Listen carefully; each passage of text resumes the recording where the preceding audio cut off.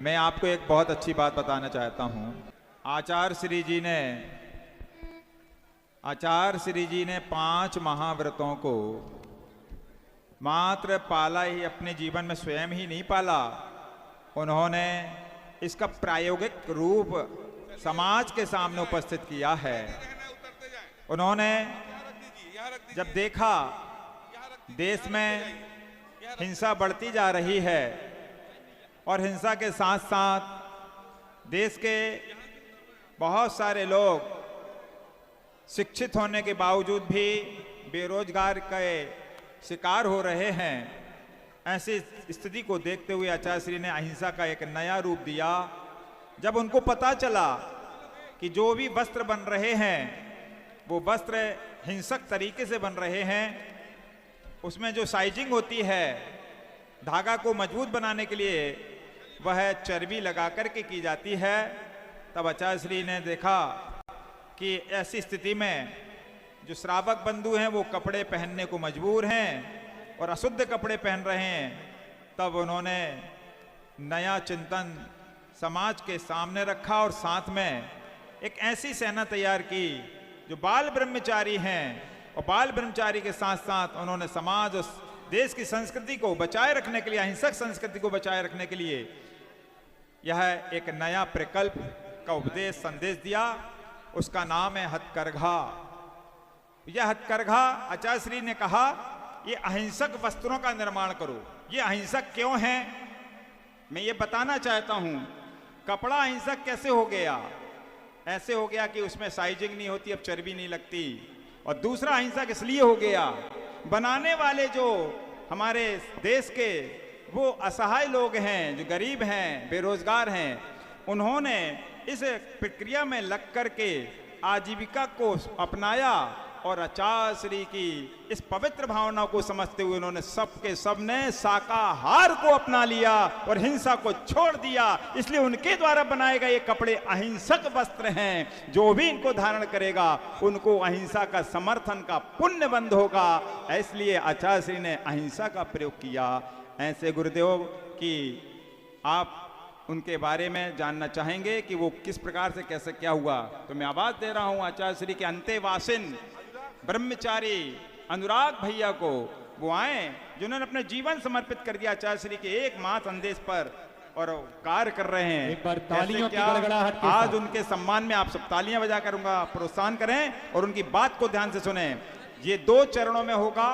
पहला हमारे अनुराग भैया जो सरकारी नौकरी छोड़ करके, अनुराग भैया और ऐसे बहुत सारे भैया लोगों ने अब सब कुछ छोड़ करके, बड़े पढ़े लिखे होकर के और इस मार्ग में अपने आप को समर्पित किया है गुरु के बात को पूरा करने के लिए। श्रमदान जो आचार्य श्री ने नाम दिया है उस संस्था से सक्रिय सम्यक दर्शन जो आचार्य श्री के नाम से दिया गया है मुख से, और उसके बाद हमारी बहनें जिनको आचार्य श्री ने बहनों को भी लगाया चल चरखा का नाम दे करके, उसके बाद वो आएंगे। आप इनका देखिए किस प्रकार से ये अपनी प्रस्तुति देते हैं। ओम नमः सिद्धेभ्यः तरुणी विद्यासागर गुरु तारो मुझे ऋषिस करुणा करो कर से दो आशीष। यही प्रार्थना आपसे अनुनय से कर जोड़। हरी भरी दिखती रहे धरती चारों ओर। बोलो देवादेव 1008 श्री चंद्रप्रभु भगवान की। बोलो संत शिरोमणि आचार्य गुरुवर विद्यासागर जी महामुनिराज की। आचार्य गुरुवर श्री समय सागर जी महाराज की। समस्त मुनि संघ की, समस्त आरिका संघ की, समस्त एलक संघ की। बंदनी आरिका संघ के चरणों में बंदामी निवेदित करता हूं और एलक जी के चरणों में इच्छा निवेदित करता हूं।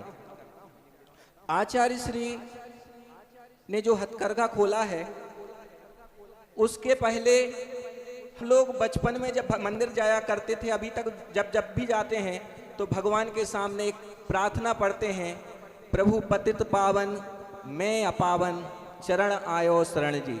हे प्रभु, आप पतितों को पावन करने वाले हैं।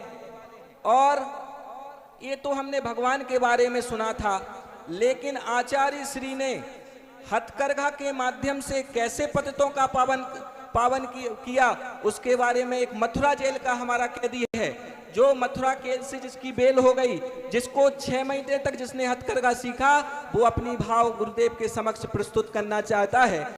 कृष्णा आचार्य श्री विद्यासागर जी महाराज की प्रेरणा से जो हथकरघा चल रहा है मथुरा जेल में, उसमें तुमने क्या लाभ हुआ, तुमने जेल से छूटने के बाद क्या किया, अपना पूरा विवरण बताइए। आचार्य श्री विद्यासागर की जय। मैंने जेल में हथकरघा में काम किया। हथकरघा में काम करके मैंने अपना केस लड़ा, अपनी बेगुनाही साबित करी, मैं जेल से बरी हो गया। हथकरघा से जो मुझे पैसे मिले थे 50-60 हज़ार रुपये, करीब 60 हज़ार रुपये, उनको मैंने जो है ई रिक्शा लिया। ई रिक्शा से फिर मैं अपना रोज़गार भी कर रहा हूँ। इस समय अंदर रोज़गार मिलता है, आदमी अपनी खुद पैरोकारी भी कर सकता है, अपना केस भी लड़ सकता है, अपना कुछ कर भी सकता है करने। अच्छा, ये रिक्शा तुमने जो अभी लिया है, ये हथकरघा की प्रेरणा से लिया है जी। अब गुरु जी को धन्यवाद नहीं कहना चाहोगे? जी, मैं उनको बहुत बहुत धन्यवाद कहना चाहता हूँ। भले दूर हूँ, निकट भेज देता अपनापन, तो वो भी बहुत खुश हो गए। गुरु जी ने कहा, ये जो अपनापन है, इसकी शुरुआत गुरुवर ने हम सब के दिल में जो आचार्य भगवान ने शुरुआत की थी, वो बीनावाड़ा क्षेत्र में 2015 का समय था। और उस समय आचार्य भगवान ने कहा कि देश में इतनी बेरोजगारी है, लोग छोटे छोटे बच्चे घूमते रहते हैं और कहते हैं कि मुझे कोई कार्य दे दो। आज बेरोजगारी बढ़ती जा रही है, इसलिए इनको कोई कार्य देना है। और कहते हैं, गुरुजी ने शब्द कहे थे कि लोग कहते हैं कि जैन लोग केवल पैसे पैसे की बात करते हैं, समाज सेवा की बात नहीं करते हैं। तो गुरुजी ने कहा कहीं हद तक ये बात सही है, इसलिए लोगों को जीवन उद्धार करने के लिए, लोगों को उनके परिवार को व्यवस्थित करने के लिए हथकरघा की शुरुआत करनी चाहिए। और बीनावाड़ा से हथकरघा की शुरुआत हुई। उस समय उत्तर प्रदेश में बहुत वैकेंसी निकली थी, लेकिन उसके लिए कोई वो वैकेंसी निरस्त करनी पड़ी। तब हमने समझा कि गुरुदेव ने हथकरघा के बारे में क्यों बोला था कि ये रोजगार ये दे सकता है। गुरुदेव ने एक पुस्तक दी, हाथ की कताई और बुनाई। उसमें 1865 में डॉक्टर बुकानन की रिपोर्ट आई थी कि पटना शहर में 3,30,426 लोगों को हथकरघा और चरखा के माध्यम से रोजगार मिलता था। शाहाबाद में 1,59,500 लोगों को रोजगार मिलता था। भागलपुर में 1,60,000 लोगों को रोजगार मिलता था। गोरखपुर में 1,75,600 लोगों को रोजगार मिलता था हथकरघा और चरखा के माध्यम से। अब सोच सकते हैं, अगर ये हथकरघा और चरखा पूरे देश में लागू हो जाए तो पूरे भारत की जनता को रोजगार मिल जाएगा। ये गुरुदेव की सोच थी। गुरुदेव ने एक बार और हम लोगों से कहा कि जो पावर लूम के बस्त आते हैं उसमें मटन टेलो होती है। हम लोग उस समय समझते नहीं थे कि क्या चीज़ है।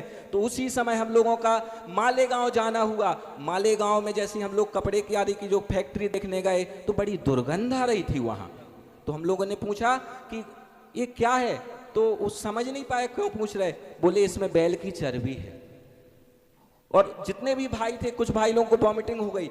तब हम लोगों को एहसास हुआ कि क्यों गुरुजी ने जो वस्त्र जो बन रहे हैं वो कितने हिंसक बन रहे हैं। और अगर हम हिंसक वस्त्रों को नहीं छोड़ेंगे तो हम अहिंसा की केवल बात करते रह जाएंगे। और आचार्य श्री ने केवल कहा अहिंसा की बात नहीं, जीवन में धारण होना चाहिए। इसलिए हमारे यहाँ जो वस्त्र बनते हैं उसमें चर्बी की मार नहीं होती है। साथ में हथकरघा में जितने भी युवा लोग कार्य कर रहे हैं वो लोग मांस और शराब को त्याग करके इस उपक्रम से जुड़े हुए हैं और अनेकों परिवार के परिवार खड़े हो रहे हैं। मैं मंडला में हथकरघा चलाता हूँ। उधर मंडला में एक एक व्यक्ति महाराज श्री ऐसे मछली पकड़ने वाले थे लोग कि एक हफ्ते में 3-4 हजार मछलियां पकड़ करके बेच देते थे। आज ऐसे अनेकों लोग मछली पालन छोड़ करके हथकरघा चला रहे हैं। तब हमें याद आता है कि गुरुदेव की सोच कितनी बड़ी हुई होगी। गुरुदेव ने हम लोगों को एक हाई को कहा था इसी हथकरघा को लेकर के, नए सिरे से सिर से उड़ते हो बरसा दया की, तरीका बदल दो तरीका हथकरघा का हो सकता है, लेकिन ये माध्यम, इसके माध्यम से दया बरस रही है। और जहां जहां हथकरघा केंद्र खुले हुए हैं उसमें वो दया के आलय बन गए हैं। वहां जो लोग भी आते हैं स्वतः संकल्प ले लेते हैं कि हम लोग कार्य करेंगे, चाहे हमें मांस का त्याग करना पड़े, शराब का त्याग करना पड़े। कुंडलपुर के अंदर अगर जाकर के देखोगे 300-400 परिवार ऐसे हैं, घरों घरों में जहां हथकरघे दिए हैं वो पूरे के पूरे परिवार खड़े हो गए। एक व्यक्ति तो ऐसा है जिसका बचपन से काम पूरे परिवार का मछली पालन का था, महीनों में हजारों हजारों मछलियां पकड़ करके बेच देते थे और वो उस कार्य को छोड़ करके हथकरघा चालू कर रहा है। तब गुरुजी को उस व्यक्ति ने कहा, गुरुजी हम हथकरघा चलाते तो आपको खुशी होती है? तो गुरुजी ने कहा कि हमें सबसे ज्यादा खुशी होती है। ये आचार्य गुरुवर की सोच थी, गुरुवर का ये दृष्टिकोण था। गुरुवर निरंतर सोचते रहते थे कि लोगों का उद्धार हो। गुरुदेव ने हम लोगों को एक और मूलाचार का श्लोक बताया था नेमावर में। गुरुदेव ने कहा था कि आरिका जब ग्रस्त के यहाँ जाए तो मूलाचार में कुछ वर्णन आया है कि वो क्या ना करे, रोए नहीं, नहाए नहीं, भोजन का पाक बनाए नहीं और सूत नहीं काटे, 6 प्रकार के आरंभ ना करे। इसका मतलब ये है कि जिन जैन घरों में आरिका माता जी या महाराज जी जाते थे उनमें हथकरघा और चरखा पहले से चलता था। गुरुदेव तो चतुर्थ काल के थे, उन्होंने श्रवक को भी चतुर्थ काल का बनाने का उपक्रम हथकरघा के माध्यम से किया है। जितने लोग गुरुदेव के हथकरघा से जुड़ते हैं वो लोग कहते हैं कि गुरुदेव हम दूर हैं, लेकिन आचार्य श्री कहते हैं रे कि आप लोगों को सबसे पहले हमारा आशीर्वाद पहुंच रहा है। निरंतर आशीर्वाद पहुंचता था। गुरुदेव ने का जो उपक्रम बीनावाड़ा से चालू हुआ, कुंडलपुर में गुरुदेव ने कहा था कि एक छत के नीचे सभी विधाओं को लाना है, तो कुंडलपुर हथकरघे में 18 राज्यों की साड़ियां एक छत के नीचे बन रही हैं। गुरुदेव ने कहा था कि महाविद्यालय बनाना है इस हथकरघे को, तो गुरुदेव की समाधि के उपरांत मुझे तो लगता है कि गुरुदेव कहीं गए नहीं। गुरुदेव जहां भी हैं, गुरुदेव ऊपर से सारे कार्य करवा रहे हैं और वहां पथरिया में महाविद्यालय के रूप में हथकरघा का शुरुआत हुई है। और हमारे बीच में परस्वा हथकरघा केंद्र से जो कि इतना भी मतलब बहुत ज़्यादा पिछड़ा हुआ क्षेत्र है, वहाँ से हमारे बीच में अनिल यादव जी आए हुए हैं, वो वहाँ प्रशिक्षक हैं। गुरुदेव ने कहा था, एक बार पूज्य चंद्र प्रभु सागर जी ने पूछा कि भविष्य में इस हथकरघे का क्या होगा, तो गुरुदेव ने कहा कि मेरे जाने के बाद ये लोग हजारों प्रशिक्षक तैयार हो गए हैं, ये इस कार्य को आगे बढ़ाएंगे। तो हमारे बीच में अनिल यादव जी आए हैं और वो आकर के अपनी बात को रखेंगे। जोरदार तालियों के साथ इनका स्वागत करें। बोलो आचार्य श्री विद्यासागर जी महामुनि राज की, परम पूज्य आचार्य श्री समय सागर जी विद्या जी महाराज की।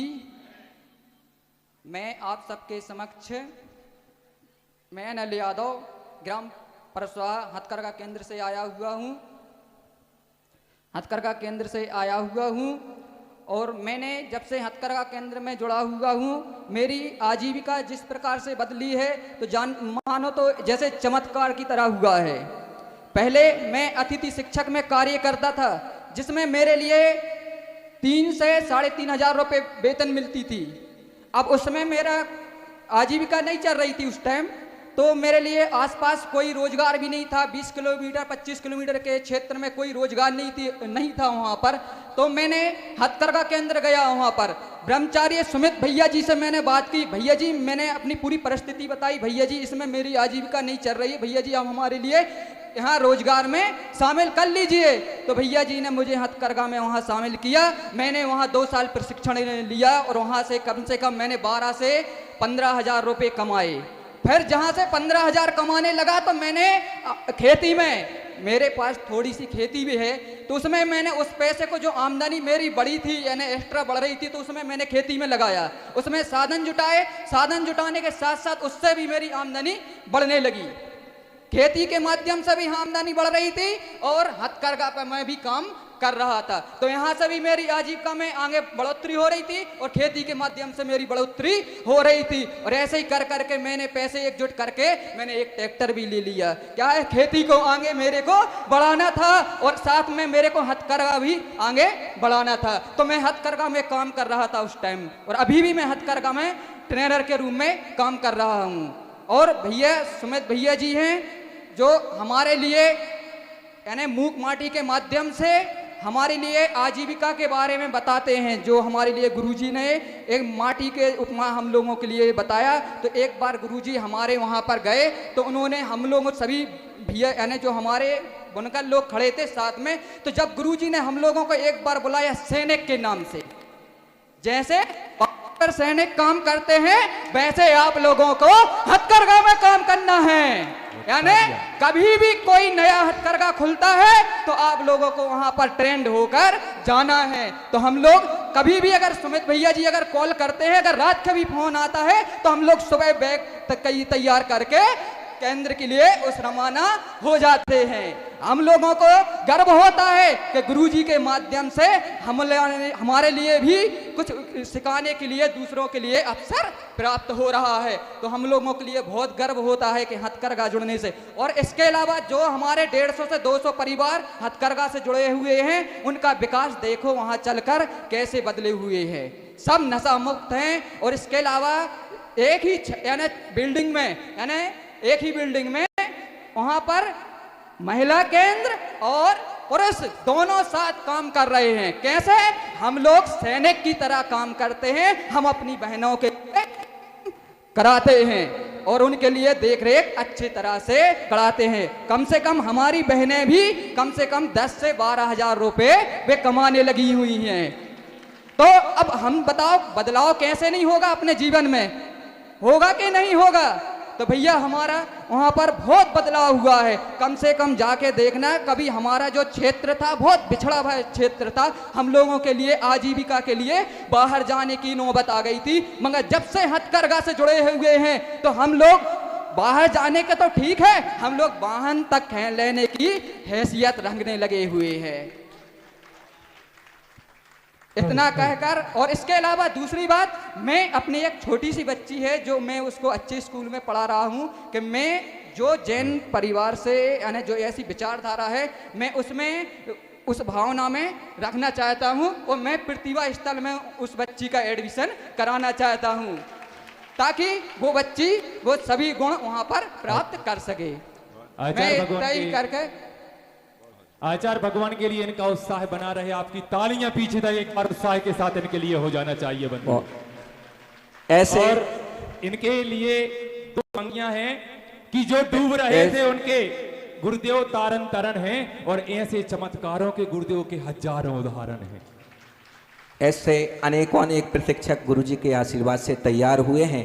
गुरुजी से एक व्यक्ति ने पूछा, बोला कि गुरुजी इन लोगों को जो गांव के लोग होते हैं उनको अपन पैसा देंगे तो उल्टा व्यसन करेंगे। तो गुरुजी ने कहा ऐसा नहीं, जब बच्चा मंदिर नहीं जा रहा हो तो पहले देते हैं टॉफी ले लो, लेकिन धीरे धीरे उसका स्वयं मन हो जाता है। जब हम इनको पैरों पे खड़ा करते हैं तो इनके जीवन में अहिंसा आ जाती है। और हमारे बीच में कारो पानी हथकरघा केंद्र से अर्जुन जी आए हुए हैं। वो बड़े कबीर वंश से हैं, इसलिए वो आकर के और अपना विचार व्यक्त कर देंगे। अर्जुन जी शीघ्राति शीघ्र 5 मिनट के अंदर अपनी बात को रखेंगे। और उसके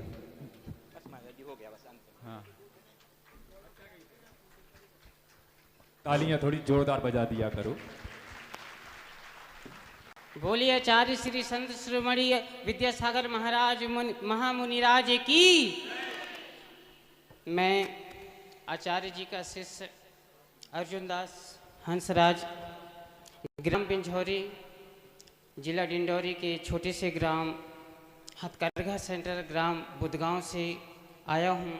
और गुरुदेव की आशीर्वाद मुझ पर असीम कृपा रही, जिसकी वजह से मैं आपके बीच में 2 शब्द बोल पा रहा हूं। इससे पहले हथकरघा से जुड़ने के पहले मैं कभी एक व्यक्ति के सामने खड़े होकर बात नहीं कर सकता था, लेकिन हथकरघा में जुड़ने के बाद मुझे आप समस्त लोगों के बीच में आज बोलने का मौका मिला। मैं इसके लिए गुरुदेव का बहुत बहुत आभारी हूँ एवं उनका बहुत बहुत आशीर्वाद चाहता हूँ। और कहते हैं न कि गुरु के सुमरण मात्र से पातक पुण्य अनेक, ताते कभू न छाड़िए सत्य नाम की टेक। गुरु ने ऐसे बहुत कार्य किए, लेकिन वो सत्य को कभी नहीं छोड़ा, सत्य को लेकर ही चला। कोई भी चीज़ में, कोई भी काम में हमेशा सत्य को ही लेकर चला। और कहते थे गुरु की बूंद बूंद के मिलन से जल में गति आ जाए, बूंद बूंद के मिलन से जल में गति आ जाए, सरिता जब सागर मिले सागर बूंद समाए।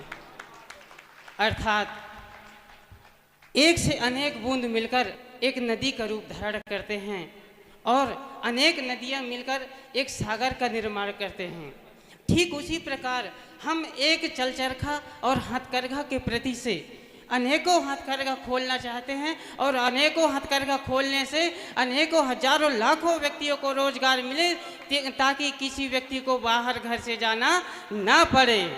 इससे पहले मैं खुद कहाँ चेन्नई है, कहाँ पुणे है, महाराष्ट्र है, मैं खुद एक मिस्त्री का काम करता था और मेरी पढ़ाई भी बीएससी स्नातक साइंस से हुआ। मैं 8 साल तक अतिथि शिक्षक में पढ़ाता था, उससे मेरी सैलरी 6,000-7,000 का था। लेकिन आज हथकरघा में जुड़ने के बाद मेरे सैलरी एक महीने का 10,000 से 15,000 तक मिल जाता है। इससे गुरुजी को मुझ पर बहुत बड़ी कृपा हुआ है।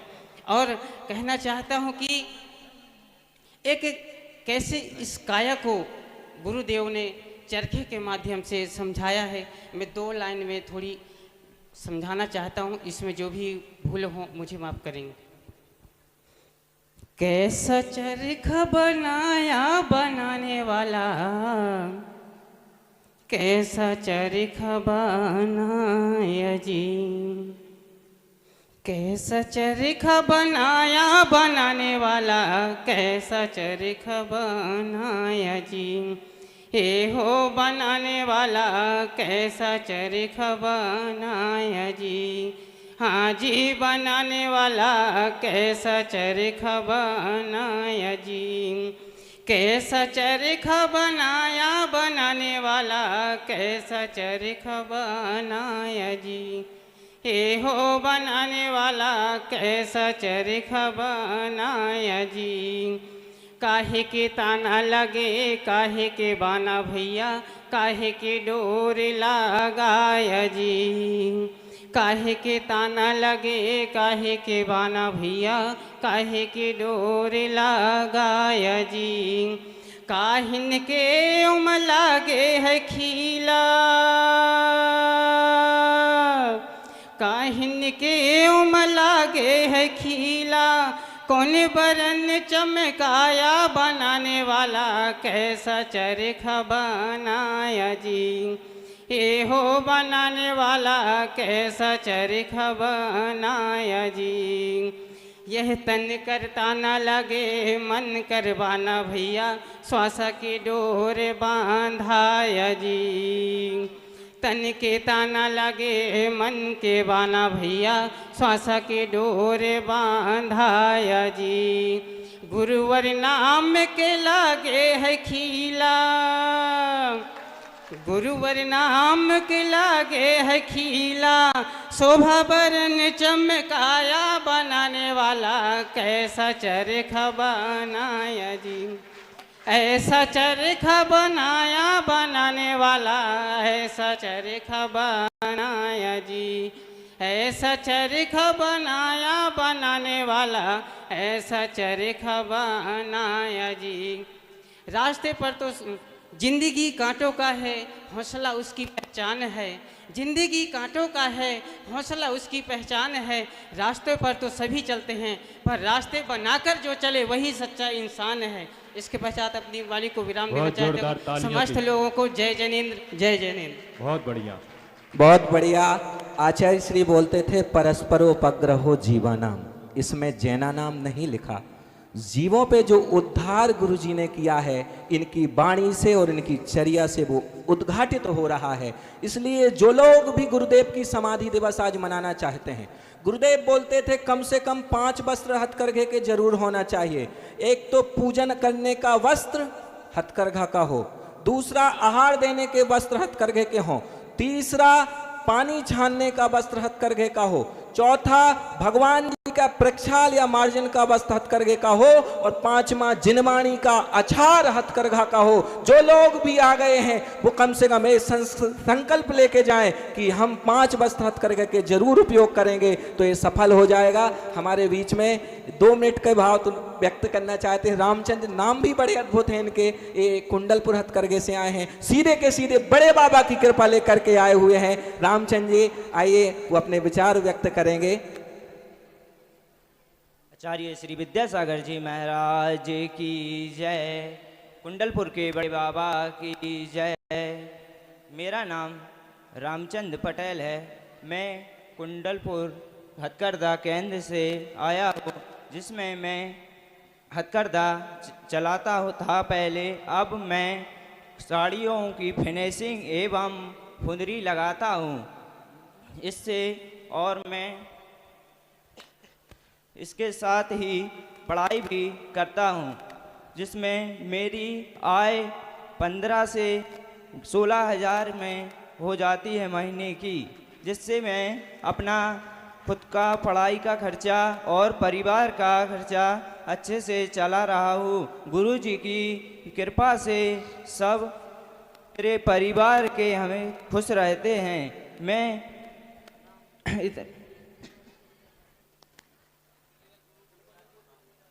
मैं जिंदगी भर गुरु को कभी भुला नहीं पाऊंगा कि मुझे इस लायक बनाया कि मैं इतनी सी उम्र में अपने परिवार का पालन पोषण भी कर पा रहा हूँ और खुद की पढ़ाई में आगे कर रहा हूँ। बहुत बढ़िया भैया, जय जी। बहुत बढ़िया। रामचंद्र जी के लिए एक बार जोरदार तालियों की अनुमोदना कर दें। और हथकरघा के इसी परिवार से हमारे बीच में बड़े भाई रौनक भैया यहाँ पर हैं, सौरभ भैया हैं और सुमित भैया हैं। मैं उनसे आग्रह करूंगा कि वो भी आएं और पूज्य गुरुवर के चरणों में श्रीफल समर्पित करके आशीर्वाद ग्रहण करें। रौनक भैया, सुमित भैया और सौरभ भैया, एक बार जोरदार तालियां। और ये हथकरघे की पहचान बन चुके हैं, ब्रांड बन चुके लोग हैं। एक बार तालियों की अनुमोदना इनके सम्मान में हो जाना चाहिए बंधुओं। गुरुदेव जैसे ऊपर से सब कुछ कर रहे हो। पहले तो गुरुजी कभी कभी और कहीं कहीं नजर आते थे, बाद में सपनों में भी दर्श दे जाते थे। अब तो हर श्वास में गुरुवर के गीत गाए जाते हैं, और जहाँ भी देखो तो गुरुवर के रूप नजर आते हैं। गुरुवर के रूप नजर आते हैं जो हथकरघा आदि उपक्रम गुरुदेव ने दिए हैं। और एक जेल में भी गुरुजी ने हथकरघा की शुरुआत की है। और वह हथकरघा की गुरुदेव कहते थे कि जो लोग या जहाँ यातनाएं दी जाती थी जेलों में, आज वहाँ प्रार्थनाएं की जाती हैं। ऐसे जेल से हमारे बीच में ब्रह्मचारिणी बहन डीएसपी जो सेवानिवृत्त हैं, रेखा दीदी हमारे बीच में उपस्थित हैं। आकर के वो जेल के संबंध में हम सबके बीच में विचार रखेंगे। और गुरुदेव ने इंडिया को भारत बनाने का उपक्रम हथकरघा के माध्यम से किया है। जितने भी लोग यहाँ आए हैं, आज ये संकल्प लेना कि हम प्रत्येक गांव में गुरुवर के आशीर्वाद से हथकरघा खुलना चाहिए, और हम सबके जीवन में जो आसपास के लोग हैं उनके जीवन में भी यही परिवर्तन आना चाहिए। जो हम सबके बीच में बोले वो 2-3 उदाहरण हैं, ऐसे हजारों उदाहरण हैं जो यहाँ नहीं आ पाए हैं, लेकिन उन्होंने परोक्ष रूप में इस डोंगरगढ़ की धरती पर गुरुवर की समाधि स्थली पे नमोस्तु प्रेरित किया है। पूरे समस्त हथकरघा परिवार की ओर से इस पावन धरती को नमोस्तु निवेदित किया है। ओम 4 लाइनें गुरुदेव के चरणों में। कथानक व्याकरण समझें तो सुरभित छंद हो जाएं, हमारे देश में फिर से मधुर मकरंद हो जाएं। मेरे गुरुवर मेरे दाता ये रेखा मांगती तुमसे, युवा पीढ़ी संभल करके विवेकानंद हो जाए। युवा पीढ़ी संभल करके विवेकानंद हो जाए। देखिए आपकी तालियां बहुत कमजोर हैं, मत बजाओ। जय के नारा हमारे साथ लगा लेना, ऐसा लगेगा कि हम जिस धरा पर बैठे हैं वहां पर बहुत काम की धरा है। बोलिए हमारे आपके हृदय में विराजमान चैतन्य चमत्कारी अक्षत्र पाशनाथ भगवान की। बोलिए मूल के कचर श्री चंदा प्रभु भगवान की। तुम लोग की जय कमजोर है, बोले संत शिरोमणि गुरुवर आचार्य विद्यासागर जी महाराज की। बोले परम पूज्य आचार्य श्री 108 समय सागर जी महाराज की। बोले परम पूज्य निरापक मुनि श्री क्षमता सागर जी महाराज की। पीछे वाले भी हाथ उठा सकते हैं और सारे लोग उठा करके बोल सकते हैं, बोले परम पूज्य मुनि श्री आगम सागर जी महाराज की। बोले परम पूज्य मुनि श्री पुनीत सागर जी महाराज की। बोले परम वंदनीयारिका मां गुरुमती माता जी की। बोले परम पूज्य वंदनीयारिका मां दृढ़मती माता जी की। और जो आ रही हैं, बोले परम पूज्य आरिका मां आदर्शमती माता जी की। थक तो नहीं है ना? फिर से लगाओ जोर। बोले परम पूज्य अलग श्री निश्चय सागर जी महाराज की। बोले परम पूज्य अलग श्री धैर्य सागर जी महाराज की। बोले परम पूज्य अलग श्री निजानंद सागर जी महाराज की। मुझे समय का ध्यान है। मेरा नाम रेखा जैन है। जहां रेखा खिंच जाती है उसके आगे नहीं जाती है। 2-3 बातें आपसे बताना है। 2015 में जैसा भैया ने बताया कि बीना बारा में हथकरघा चालू हुआ, आचार्य भगवान के मन में अंतिम पंक्ति के अंतिम व्यक्ति मतलब जेल में बैठे हुए बंदी के बारे में भी कुछ विचार चल रहा था। उस समय ब्रह्मचारी संजीव भैया कटंगी सागर में जेल में प्रवचन करने गए। सुन रहे हैं आप लोग? तो हाओ तो बोलो। हाँ, ऐसा है, अच्छा लगता रहे। और उसी समय सागर शहर के सीजीएम थे श्री अरविंद जैन साहब। सीजीएम बोले तो मुख्य न्यायिक मजिस्ट्रेट। आज वो हमारे बीच सत्र न्यायाधीश रायसेन के रूप में आए हुए हैं। वो संजीव भैया के जेल के प्रोग्राम में गए। आचार्य भगवान ने उनसे भी कभी कोई चर्चा की होगी, तो इन लोगों ने तय किया कि अपन को जेल में हथकरघा खोलना है। लेकिन इन लोगों को ये लग रहा था कि जेल में हथकरघा चलाने वाला कौन होगा, सिखाने वाला कौन होगा। तब आचार्य भगवान ने, मेरे जीवन का ये सौभाग्य है, सारे लोग सुन लो, जब मैंने ब्रह्मशरबत लिया था 93 में, तब मैंने एक बार आचार्य सिंह से कहा था कि आचार्य सिंह आप सबको उपदेश देते हैं, मुझे एक बार आदेश दें, पूरी जिंदगी पालन करेंगे। और वो घड़ी आई 1997 में कि भाग्योदय तीर्थ में जब नेचुरोपैथी खुली, तो आचार्य सिंह ने आदर्शमती माता जी से कहा कि उस इंस्पेक्टर को बुलाओ। वो कहती थी कि उपदेश दे तो एक बार आदेश दो तो मानेंगे। और मेरी वहाँ से जीवन की चर्या चालू हुई।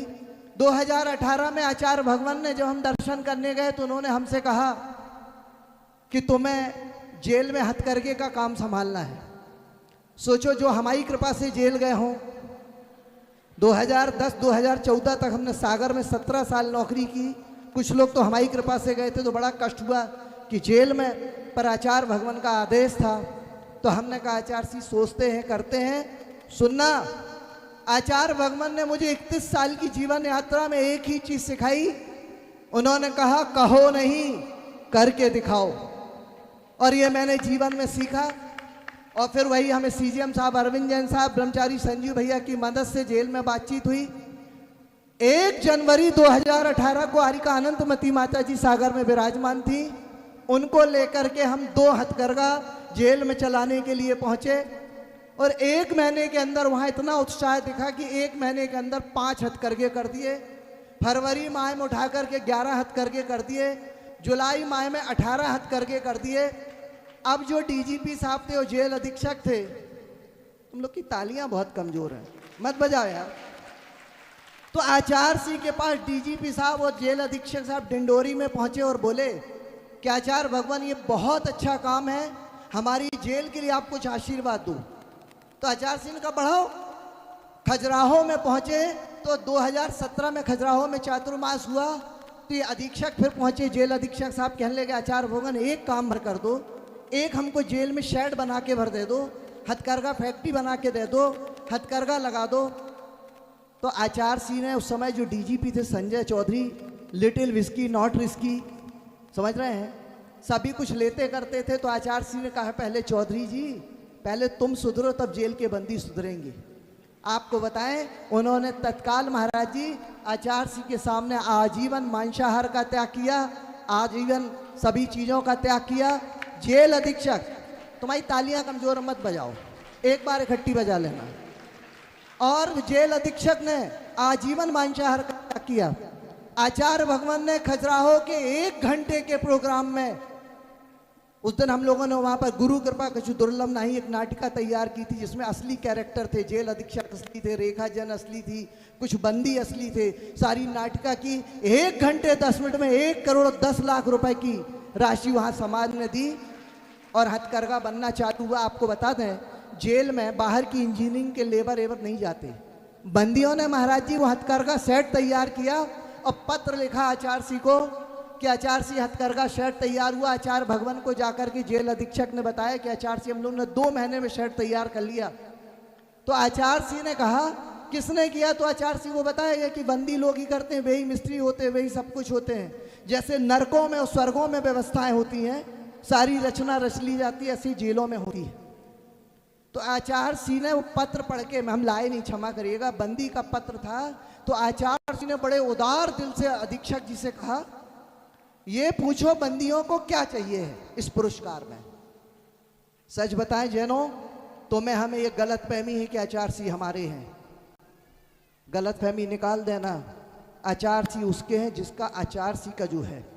उन बंदियों ने एक पत्र लिख करके भेजा महाराज सिंह, चाहते तो बंदी धन दौलत मांग लेते, जमानत मांग लेते, अपराध को माफ करना मांग लेते, नहीं, बंदियों ने एक चीज पत्र में लिख के भेजी महाराज सिंह कि आचार्य भगवान आपके दर्शन चाहिए। और आपको बताएं, याद करना, खुरई का समय आचार्य सिंह बहुत बीमार थे। एक दिन हम आचार्य सिंह के पास गए तो आचार्य सिंह ने हमसे कहा देखो कोशिश तो कर रहा हूं लेकिन अब क्या बताऊं, इतना बीमार हूं, कह नहीं सकता हूं। तो हम बड़े निराश होकर के लौटे और हम जेल गए तो बंदी लोग बहुत उत्साह में पेपर पढ़ लेते हैं, कह ले दीदी क्या हो रहा है?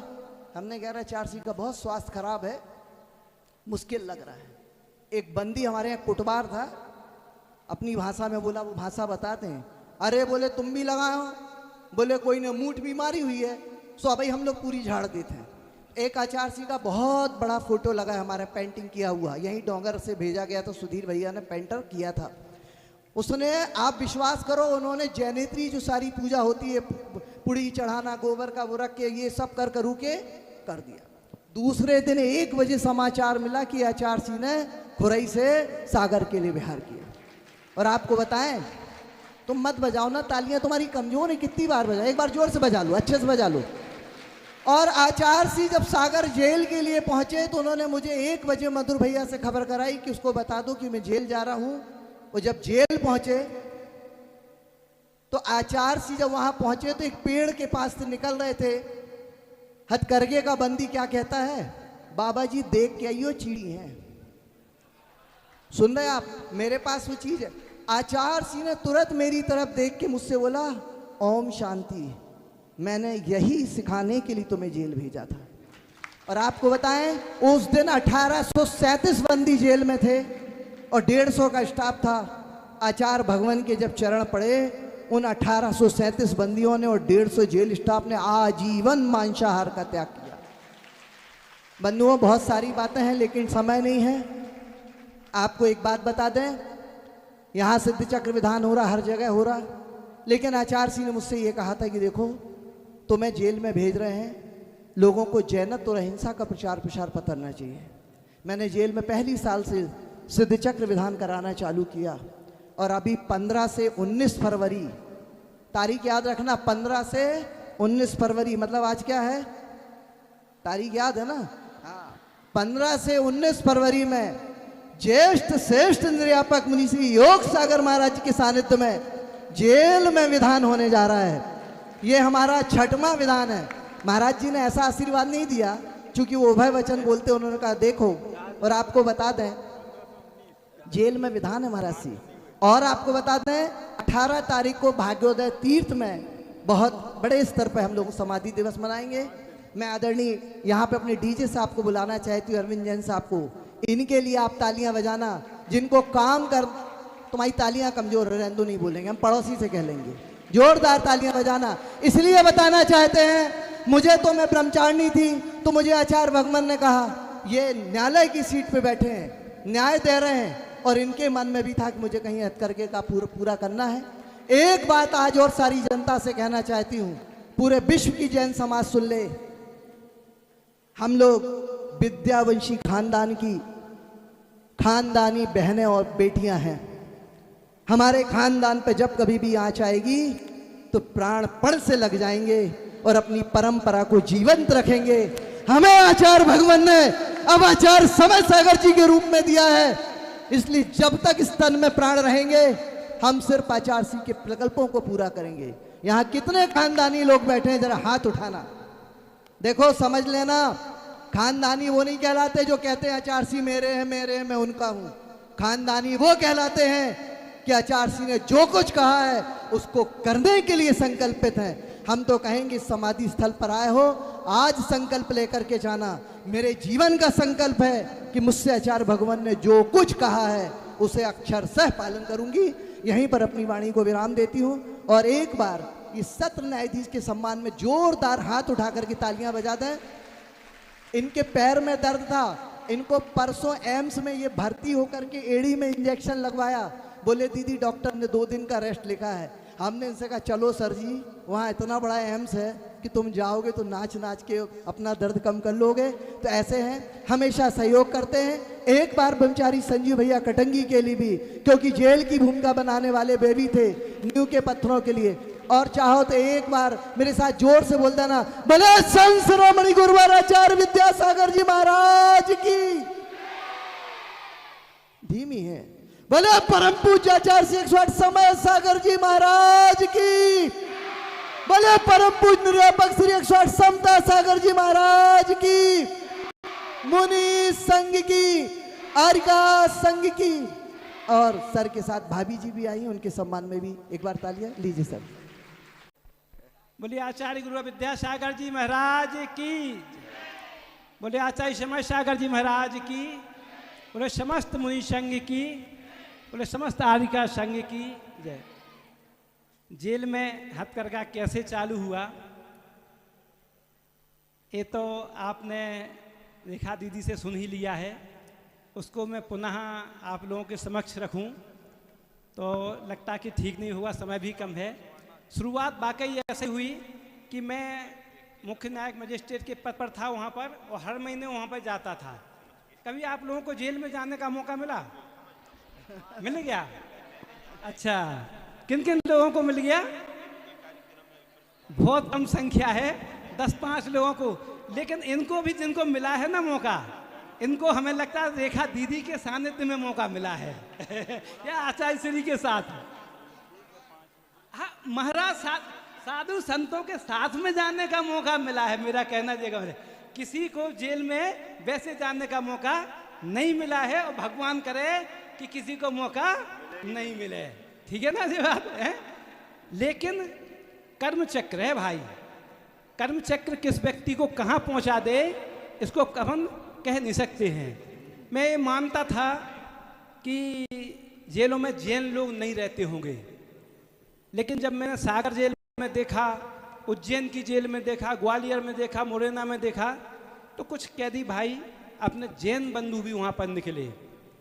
मैं जब वहाँ पर जेल में जाता था तो हर समय देखता था, वहाँ पर भी जेलों जो सेंट्रल जेल हैं, उन सेंट्रल जेलों में कैदियों के कार्य करवाया जाता है। एक आप लोगों ने कभी सुना हो नहीं सुना हो, खेल आप लोग जानते होंगे, एक सज़ा होती है सश्रम कारावास की सज़ा, और एक होती है बिना सश्रम कारावास की सज़ा।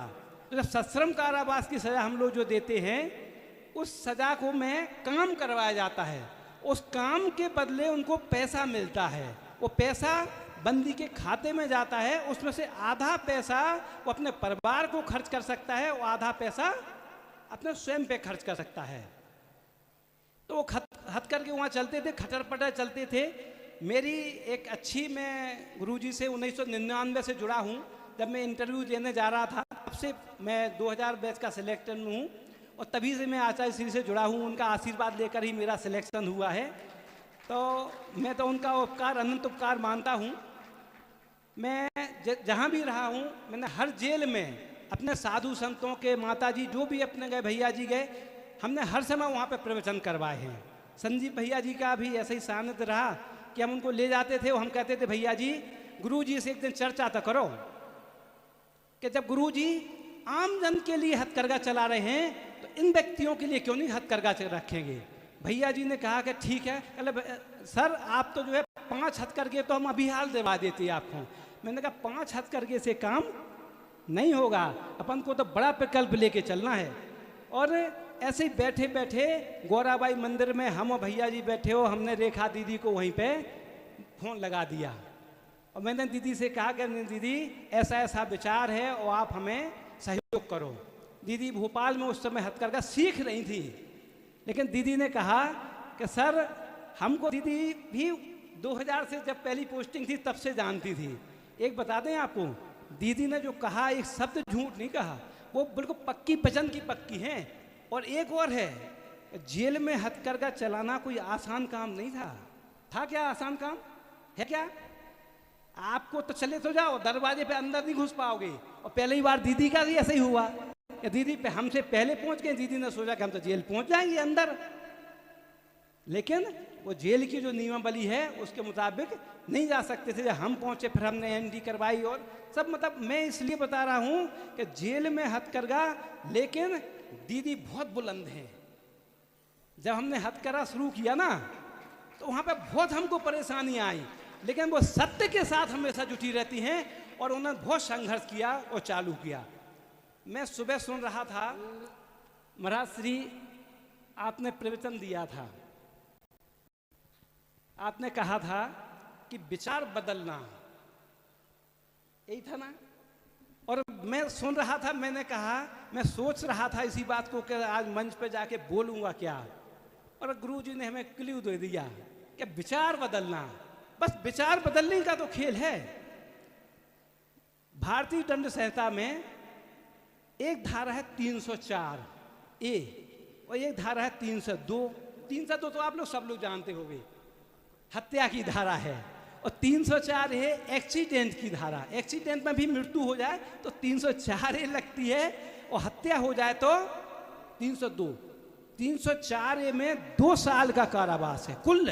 हत्या वहां आदमी वहां भी मर रहा है, लेकिन जब 302 में व्यक्ति को सजा होती है तो आजीवन कारावास या मृत्यु दंड की सजा होती है। क्या है? विचार का अंतर है केवल। यहां पर उसका आशय आपकी मर्डर करना, हत्या करना नहीं था, लेकिन वहां पर आपका आशय क्या था? हत्या करना था आपका आशय। बस यही विचारधारा परिवर्तन का खेल है। तो कानून में भी वही बात है जो धर्म में जो बात है। और जब गुरुजी के समक्ष रखी ये बात, तो गुरुजी ने वही बात कह रहे, ऐसे लोगों की विचारधारा जो कि जेलों में बंद हैं, अगर वो बाहर निकल के उनकी विचारधारा परिवर्तित कर दी जाएगी तो जीवन ही बदल जाएगा, देश ही बदल जाएगा। आज आपको मालूम है कितने कैदी हैं? पूरे देश में लगभग 6 लाख कैदी जेलों में बंद हैं। सोचो आप, अगर और आप चाहते हो कि हमारे घर में चोरी नहीं हो, हमारे घर सुरक्षित रहे, समाज सुरक्षित रहे, तो कैसे लोगों के लिए जो अपराध करने वाले व्यक्ति हैं वही तो आते ना। कई बार तो हम लोग देखते कि कुछ लोगों तो मजा ही आता है इसमें, वो 10-15 दिन को छोड़ देंगे, हम लोग जमानत दे देंगे, और जमानत देने के बाद फिर आएंगे तो फिर पकड़ के वही आ जाएंगे। क्या होता है? उनकी विचारधारा परिवर्तित नहीं हो रही है। यदि हमने उनकी विचारधारा परिवर्तित कर दी होती तो वहां पर से वो एक अच्छे इंसान के रूप में बाहर निकलते, और अच्छे इंसान के रूप में बाहर निकलते तो फिर से वो अपराध नहीं करते। इसी विचारधारा को लेकर के गुरुजी से जब निवेदन किया गया तो गुरुजी ने बता दे ऐसे बिल्कुल आशीर्वाद है, आशीर्वाद है, आशीर्वाद है, और तुम तो शुरू करो दीदी, शुरू करो जल्दी। ऐसे ही था ना दीदी? बिल्कुल। तो वो क्षण है और आज का क्षण है। आप लोग कल्पना कर सकते कितना पैसा कैदियों को दे दिया होगा हमने। अकेले सागर जेल में लगभग 1.5 से 2 करोड़, क्यों दीदी? 1 करोड़ से ऊपर, 1 करोड़ से ऊपर रुपया हमने केवल सागर जेल में दे दिया रेखा दीदी ने। और बाकी जो अन्य 12 जेलों में जो हथकरघा चल रहे हैं उनमें तो जैसे भैया बता रहे थे ना वे कि कैसे कैसे लोगों का जीवन परिवर्तन हो गया है, आप लोग कल्पना नहीं कर सकते हैं। तो मेरा आप सभी से अनुरोध है कि ये प्रकल्प छोटा नहीं है। इस प्रकल्प को जो है बहुत बड़ा प्रकल्प है और उन लोगों के बीच में प्रकल्प है जिनका जीवन बदल गया है। आप लोग कभी कल्पना करना, मैं आपसे पूछता हूं कि कोई व्यक्ति सजा काट करके आपके पड़ोस का बाहर निकला हो, आप उसको कैसी निगाह से देखते हो? बताओ कैसी निगाह से देखते आप? अच्छी निगाह से देखते क्या एक हे दृष्टि से देखते? हे दृष्टि से देखते। क्यों?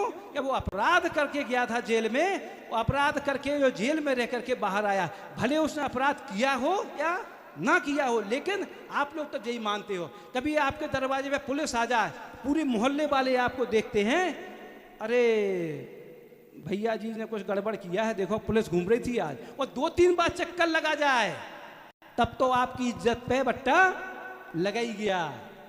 तो जब ऐसे लोग जो कि जेल से निकल के आते हैं, समाज में बाहर आते हैं, उनको आप दुकान पर, हम कहेंगे कि दुकान पे आप 5,000 की नौकरी पर रख लो, आप 5,000 की नौकरी पर भी नहीं रखोगे, कोई सहयोग दे दो तो सहयोग भी नहीं दोगे। ऐसे लोगों को गुरुजी की सोच ने, और जेल में जो हथकरघे चल रहे हैं, जब वो बाहर निकल के जाते हैं और खुद का हथकरघा चलाते हैं, अपनी ऑटो रिक्शा चलाते हैं, तब आप सोचोगे उनके जीवन में क्या परिवर्तन हो सकता है। मैं आप सभी से ये कहता हूँ कि हम मंदिर बना ले, कम बना लेंगे, मंदिर की दीवार छोटी कर लेंगे, 24 की जगह हम 22 मूर्ति रख लेंगे, लेकिन ये चलते फिरते जो भगवान हैं, यदि हमने इनका जीवन सुधार दिया तो निश्चित रूप से आप ये मान के चलो कि पूरी समाज में हमारा जैन समाज का नाम हुआ। बहुत अच्छा भाव आपने व्यक्त किया है।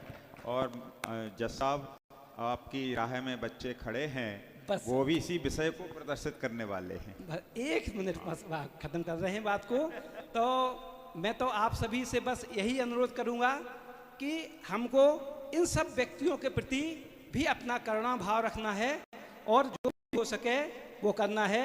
हमारे नींव के पत्थर हमारे ब्रह्मचारी संजीव भैया जी और रेखा दीदी हैं, इन्होंने बहुत सहयोग किया है, मैं इनके लिए बहुत धन्यवाद देता हूँ। और आप सभी से ये कहता हूँ कि अभी जो जेल में जो हो रहा है ना, इसको प्रत्यक्ष आपको देखना हो तो जो विधान हो रहा है 15 तारीख से 20 तारीख तक, एक बार आप जेल में सिद्धचक का विधान देख के आओगे, तब आपको लगेगा कि वहाँ पे जैन और अजैन जो लोग हैं, कैसे जाना पड़ेगा साहब जेल के अंदर, कैसे जाएंगे? वो तो एक दीदी अपराध करके नहीं, अपराध करके नहीं, उसके हम लोग उनके प्रवेश दिला देंगे, तब आपको प्रत्यक्ष मालूम चलेगा कि कैसे हम लोग उनकी श्रद्धा भाव क्या होती है। इन्हीं वाणी के साथ में मैं अपनी वाणी को विराम देता हूँ। एक बार जज साहब के लिए जोर से तालियां बजाइएगा। मैं आपको बता दूं, जज तो आपको बहुत मिलेंगे, लेकिन जो 100% ईमानदार जज हैं, जोर से ताली बजाओ ना। हम आपको बताएं, आचार्य जी से एक बार सुना था अहिंसक वस्त्र होना चाहिए। हम जब जेल प्रवचन करने गए तो हमने वहाँ के हथकरघा देखे, हमने इनसे कहा कि आप नए हथकरघा मंगवाओ ना। बोले 5 हथकरघा से कैसे काम होगा, हम कब बहुत आ जाएंगे, गुरुजी से बात करते हैं। जब गुरुजी के पास गए, गुरुजी ने आशीर्वाद दिया, लेकिन सोच रहे थे कि इतने बड़े हथकरघा को संभालेगा कौन। तो मैंने इनसे कहा, इसको संभालने में अगर कोई समर्थवान बहन है, अगर वो तैयार हो जाए तो वो रेखा बहन है। तालियां बजाइएगा। और जब इनने बात की, गुरुजी तक बात पहुंची, तो हम आपको एक और बात बता दें, ब्रह्मचारिणी के प्रति गुरुजी के सबके आशीर्वाद तो था ही था, लेकिन गुरुजी के हृदय में इन दोनों बहनों ने बड़ा पवित्र स्थान बनाया था। हम इसी चंदगिरी में थे, आचार्य जी के कक्ष में, तब ऐसी कोई वार्तालाप हुई थी, तो एक सज्जन बोले, आचार्य जी ब्रह्मचारिणी रेखा दीदी और नीलम दीदी संघ की हनुमान हैं। तो मालूम आचार्य जी ने कहा था इसमें कोई दो राह नहीं है, और आशीर्वाद दिया था। कारण कि आचार्य जी का इतनी बड़ी नौकरी, आप सोच सकते हैं, अपनी नौकरी को छोड़ करके गुरुजी के चरणों में आ गई। हमारी एमडी बहन है वो, लेकिन गुरुजी के चरणों में अपनी क्या करके अपनी डॉक्टरी छोड़ करके गुरुजी का संकेत था तो सेवाओं में लग गई, और अपना पूरा समय जब भी साधुओं की सेवा में आता है तो अपनी हॉस्पिटल छोड़ करके आ जाती हैं। ऐसी बहनें, दोनों बहनें मिलकर के हथकरघा का जो संचालन कर रही हैं, इसमें कोई संदेह नहीं है, वो हमारी भारतीय संस्कृति के लिए बहुत बड़ा योगदान है। और उसका श्रेय अगर जाता है तो हमारे जज साहब को जाता है, और उससे बड़ा वो जाता है श्रेय तो हमारे समाधिस्थ गुरुवर आचार्य विद्यासागर जी महाराज को जाता है। बिगुल बजा सागर में, परिणाम ये निकला कि अन्य कितने सारे जेल में हथकरघा खुल गए। अभी हम 30 तारीख को रायसेन जेल में प्रवचन करने के लिए गए थे, तो जज साहब कह रहे थे भैया जी क्या करें, यहाँ भी अपन शुरुआत करा दें क्या? तो हमने कहा 5 हथकरघा हमारे पास रखे हैं, आप कहो तो वहाँ भी हम बुला करके कर दें। एक बार फिर से इनके लिए जोर से तालियों से उद्घोष बिना करके कोई व्यवधान के मैं दीदी चल चरखा वाली दीदियों को आवाज दे रहा हूं, जिन्होंने आचार्य श्री के निर्देशन में 15 स्थानों पर जो संचालित हो रहा है चल चरखा की योजना, और जिसके माध्यम से 1200 वर्करों को रोजगार मिला हुआ है। ऐसी चल चरखा की वो बहनें जिन्होंने अपने जीवन को समर्पित किया है, वो आएं और अब आगे का अपनी प्रस्तुति दे करके सबको अवगत कराएं और सबको जोड़ें हथकरघा से चल चरखा इन छोटे छोटे बच्चों और प्रतिभाशाली दीदियों के लिए एक बार तालियों की अनुमोदना के साथ प्रारंभ करते हैं और कार्यक्रम की दिशा चल चरखा की ओर मुड़ती हुई दीदी से निवेदन है कृपया शीघ्रता से आ जावे मंच की ओर। एक श्री आदिनाथ भगवान के श्री चरणों में थोड़ा तेज कर दे हम माइक। सब मिलकर के नमोस्तु करेंगे। नमोस्तु नमोस्तु नमोस्तु। हम सबके हृदय में विराजमान हमारे भगवान संत शिरोमणि आचार्य गुरुवर्षी विद्यासागर जी महामुनि राज के श्री चरणों में नमोस्तु नमोस्तु नमोस्तु। उनकी पद चिन्हों पर चलने वाले आचार्य श्री समय सागर जी महाराज श्री के चरणों में नमोस्तु नमोस्तु नमोस्तु। ज्येष्ठ निर्यापक श्रमण श्री योग सागर महाराज श्री के चरणों में नमोस्तु नमोस्तु नमोस्तु। परम पूज्य निर्यापक श्रमण श्री समता सागर महाराज जी एवं ससंग मुनिराज के चरणों में नमोस्तु नमोस्तु नमोस्तु। ज्येष्ठ श्रेष्ठ आर्यका रत्न 105 श्री गुरुमती माता जी पूज्य दृढ़मती माता जी के श्री चरणों में वंदामी वंदामी वंदामी। प्रतिभा मंडल को गुरु आज्ञा की घुट्टी पिलाने वाली आर्यका रत्न 105 श्री आदर्शमती माता जी के चरणों में वंदामी वंदामी वंदामी। वह पूजनीय आर्यका संघ के श्री चरणों में हम सबका वंदामी। एलक महाराज श्री के चरणों में इच्छामी।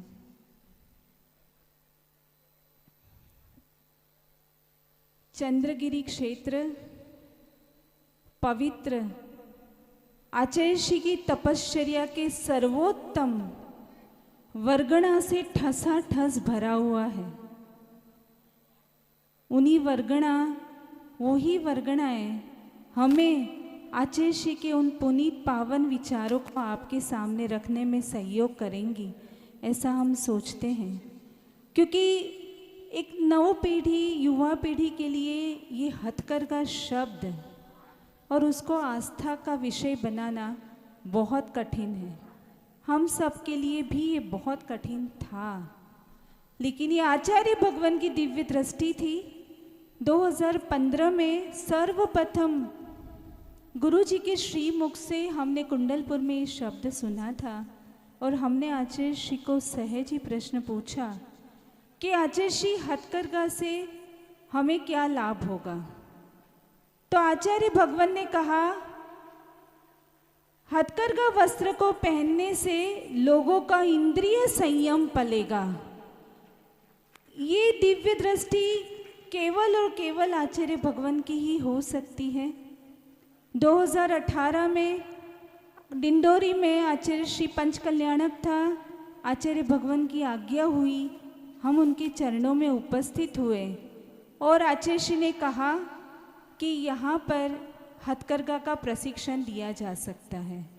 हमने गुरु जी के श्री चरणों में निवेदन किया कि आचार्य श्री हमें कहाँ जाना है, किस दिशा में जाना है, किस गांव में जाना है। आचार्य श्री ने कहा आप लोग बाहर तो निकलो, लोग आपकी प्रतीक्षा कर रहे हैं। आचार्य श्री जानते थे कि भारत क्या है। जब हम लोग बैठ करके वहाँ के कुछ श्रेष्ठ श्रावक के साथ निकले, हमें भी नहीं पता था कि हमें क्या करना है, कहाँ जाना है। और ड्राइवर को कहा कि किसी गांव में लेकर चलो, जहाँ आचार्य श्री की ही आज्ञा या आचार्य श्री की किरणें हमें लेकर गई, उस गांव में जाकर जब गाड़ी रोकी 18 किलोमीटर दूर डिंडोरी से पिंडरू की गांव में, और वहाँ के एक व्यक्ति को चल रहा था, उसको कहा कि क्या यहाँ पर कुछ लोग हैं गांव में? अभी दोपहर के 3 बजे हैं, हाँ इकट्ठा हो जाएंगे। और हमने केवल वहाँ से उतर करके हम एक कक्ष तक गए जहाँ तक वो व्यक्ति ने बताया, गांव का एक ग्रामीण व्यक्ति हमें लेकर गया, और 10 मिनट के अंदर अंदर 10 मिनट में 90 से 95 पुरुष वर्ग वहाँ एकत्रित हो गए। इसका ये हमें सर्वप्रथम भारत दर्शन करने का ये मौका मिला कि कितने हमारे गांवों में बेरोजगारी है, और इस बेरोजगारी को दूर करने के लिए आचार्य श्री ने ऐसा अहिंसक प्रकल्प सामने रखा कि आचार्य श्री की दृष्टि थी, प्राचीन भारत को हम देखें, भारत के इतिहास को हम देखें तो हमें पता चलेगा कि भारत के पास 2 ही मुख्य प्राथमिक, जैसे प्राइमरी सेक्टर्स कहते हैं, 2 ही मुख्य, आज भी हमारे अर्थनीति में 2 मुख्य साधन हैं आजीविका के लिए, एक है खेती और दूसरा है वस्त्र उद्योग। इन दोनों के द्वारा ही भारत की अर्थनीति को सुदृढ़ बनाया जा सकता है, और आचार्य श्री ने भारत की अर्थनीति को सुदृढ़ बनाने के लिए इस प्रकल्प के द्वारा इस युग को, इस समाज को दृष्टि दी। और जैन समाज का ये सौभाग्य है कि जैन समाज के हाथ में आचार्य श्री ने ये बागडोर सौंपी। आचार्य श्री ने कहा था कि मैं सरकार से अनुदान नहीं लेना, खादी के लिए, हैंडलूम के लिए सरकार अनुदान देने के लिए तैयार है, लेकिन आचार्य श्री ने कहा अगर अनुदान लेंगे तो जैन समाज निष्क्रिय हो जाएंगी, उनका पुण्य कैसे बढ़ेगा? जैन समाज के पुण्य बढ़ाने के लिए आचार्य श्री ने ऐसे ऐसे उपाय हमारे सामने रखे कि हथकरघा के द्वारा अहिंसक वस्त्रों का ऐसा उत्पादन किया जाता है कि जिनको पहनने से हमारा इंद्रिय संयम पलता है।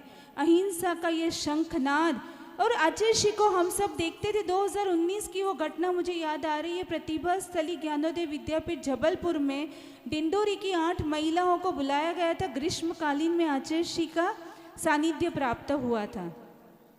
महिलाएं आई, वो वस्त्र दिखा रही थी, बहुत सुंदर, और हमने वो चमक देखी आचार्य श्री की आंखों में। जब कोई हथकरघा के वस्त्र दिखाता था तो आचार्य श्री की आंखें ऐसी चमकती थी और ऐसा वात्सल्य बरसता था। जब वो महिलाएं वहाँ से चली गई, हमने कहा आचार्य श्री ये रंगों के बीच में आप अपने आप को कैसे बना कर रखते हैं? अध्यात्म शिरोमणि थे, रंगों की दुनिया में भी आचार्य श्री अपनी चर्या को आप देखिए, उनके परिणामों को। मैंने कहा आचार्य श्री, हमने कहा आचार्य श्री इन रंगों के बीच में भी कैसे आप अपने आप को बनाकर रखते हैं? आचार्य श्री ने कहा मैं अंतरंग में रहता हूँ। ये अंतरंग के रंग थे जो आचार्य श्री उसमें सने हुए रहते थे, और इस अंतरंग में ले जाने के लिए, हम सबको भी अंतरंग में ले जाने के लिए एकमात्र मार्ग था भारत को सात्विक बनाना। जब तक हम अपने जीवन को सात्विक नहीं बना पाएंगे, जब तक हम अपने जीवन को अहिंसक नहीं बना पाएंगे, तब तक अध्यात्म हमारे जीवन में प्रवेश ही नहीं कर सकता। इसलिए धर्म की बात तो बाद में आती है, पहले तो इस भारत को सात्विक बनाने की आवश्यकता थी, जिसका मार्ग आचार्य श्री ने प्रशस्त किया। जब यहाँ पर जेल की बातें हो रही थी, हम ये तिहाड़ जेल के कितने सारे कैदी हमारे आंखों के सामने, कारागार नंबर 6 में चलचरका महिला प्रशिक्षण और रोजगार केंद्र चल रहा है। आज भी चलचरका के आचार्य भगवान के आशीर्वाद से चलचरका के द्वारा, प्रतिभा मंडल की बहनों के द्वारा 15 केंद्र 6 राज्यों में भारत में संचालित हो रहे हैं। और राज्यों के अलावा दिल्ली में तिहाड़ जेल कारागार नंबर 6 में हमने देखा स्वयं कैदी, देशी विदेशी कैदी भी वहाँ पर है, क्योंकि वो केंद्रीय जेल है। वहाँ के बस एक छोटा सा प्रसंग मैं आपको बताना चाहती हूँ। वहाँ पर सागर के जेल के कैदी तो बहुत पुण्यशाली है कि उनको आचार्य श्री का प्रत्यक्ष दर्शन मिला है, लेकिन हमने वो तिहाड़ जेल की महिलाओं को देखा है जिन्होंने आचार्य श्री को और अपनी आस्था को इतने छोटे से फोटो में, आचार्य श्री का इतना छोटा सा चित्र है उसमें अपनी आस्था को उन्होंने समाहित किया है। उसी फोटो से उसी से वो आचार्य को जानते हैं, क्योंकि आचार्य की आवाज़ भी नहीं सुन सकते, ना आचार्य को प्रत्यक्ष देख सकते हैं। उसकी एक विदेशी महिला साउथ अफ्रीका की है, नेने नाम है। वो महिला, इन लोगों के जो तामसी प्रकृति रहती है, बहुत जल्दी उनको विचारों में भी उहापोह हो जाता है। उसके कारण उनका मानसिक संतुलन बहुत गड़बड़ा जाता है। आप सब जानते होंगे कि एक सामान्य व्यक्ति को, स्वस्थ व्यक्ति का बीपी टेम्परेचर ऊपर का 120 और नीचे का 80 होता है। सामान्य से हम सब ये जानते हैं। उसका इतना उग्र, कोई भी वाद विवाद अगर जेल में होता था तो वो अपने आप को संयमित नहीं कर पाती थी। और प्राय उसका प्रतिदिन का ये क्रम है कि उसका बीपी 240 तक पहुंच जाता था, किसी के साथ भी अगर विसंवाद हुआ तो।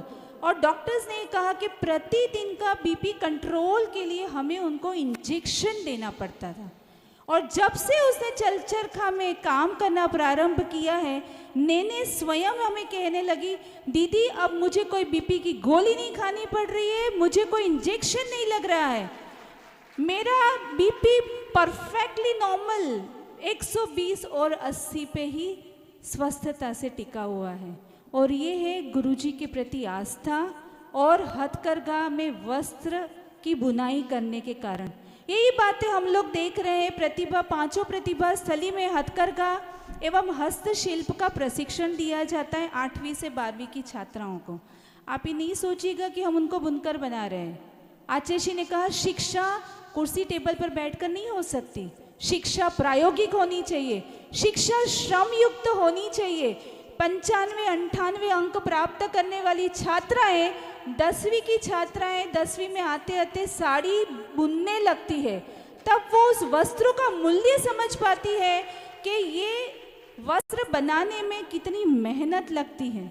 और हमने देखा आज विद्यालयों में motivational lectures, stress management programmes चलते हैं। उनको तनाव युक्त करने के लिए एक पहल हुई है। हमें प्रतिभा स्थली में कोई भी स्ट्रेस मैनेजमेंट प्रोग्राम नहीं करना पड़ता, क्योंकि जब वो हथकरघा पर वस्त्र बुनना शुरू करती हैं तो शुरुआत के 15 दिन उनके नहीं 100 200 धागे टूटते हैं और उनको अपने मन को शांत करके एक एक धागे को जोड़ना होता है। आज व्हाट्सएप की एज में जहाँ पर 1 मिनट के शॉर्ट्स सुनने की संयम हम नहीं रख पाते हैं, इस समय में प्रतिभा स्थली की छात्राएं 100 धागे जोड़ती रहती है ढूंढ के, और अपने आप उनका मानस संयमित हो जाता है। कोई स्ट्रेस मैनेजमेंट की जरूरत नहीं है। हेड, हैंड और लेग्स मतलब मस्तिष्क, हाथ और पैर को सिंक्रोनाइज करना, एक साथ करके कार्य करने से शरीर स्वस्थ रहता है, मन पूर्ण रूप से स्वस्थ रहता है। आचार्य जी ने क्या वरदान दे दिया।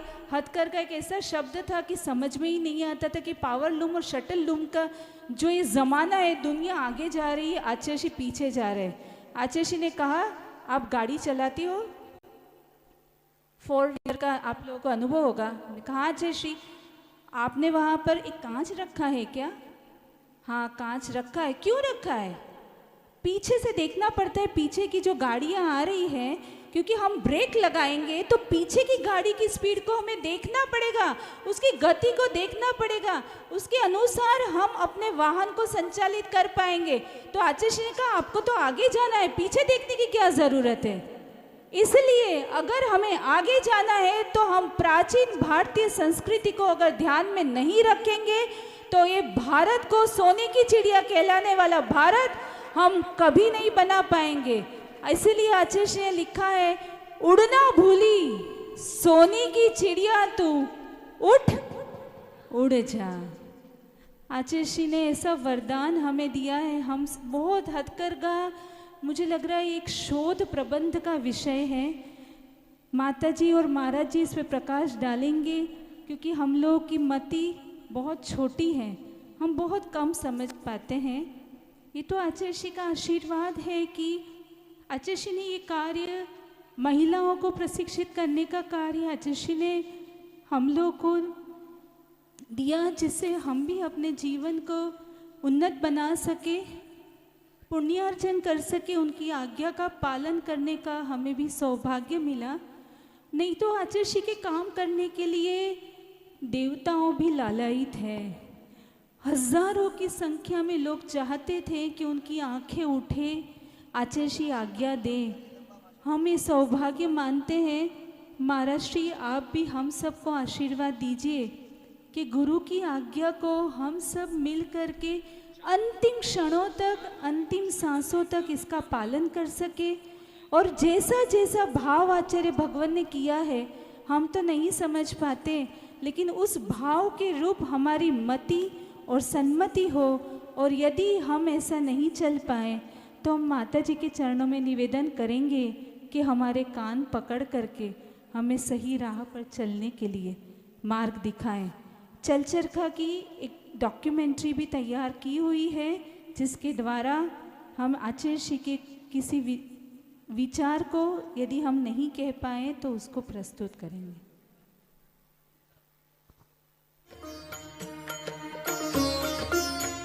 पूरा विश्व इस बात का ऋणी है कि भारत में वस्त्र निर्माण कला और हस्तशिल्पों का उद्भव हुआ। कलाएं परिष्कृत हुई। 8000 वर्ष पुरानी मोहनजोदाड़ो की खुदाई में मिली मूर्तियों के कपड़े, वेदों और उपनिषदों की ऋचाओं में वर्णित देवताओं के वस्त्र, ईसा पूर्व 700 वर्ष पुरानी वाल्मीकि रामायण के श्लोकों में राम, सीता, रावण के वस्त्रों का उल्लेख, ये सभी भारत की परिष्कृत हस्त निर्मित वस्त्र कलाओं के साक्ष्य हैं। लेकिन आज आजादी के 75 वर्षों के उपरांत भी भारत की हस्तशिल्प कला और हथकरघा उद्योग संघर्षरत है। जिस उद्योग ने संपूर्ण यूरोप को भयभीत कर दिया था, वही उद्योग अपने स्वर्णिम दिनों की वापसी की राह देख रहा है। लगता है उसकी प्रतीक्षा पूर्ण हुई, क्योंकि युग को आदेश मिला है। रुको रुको, लौट चलो, लौट चलो, लौट चलो।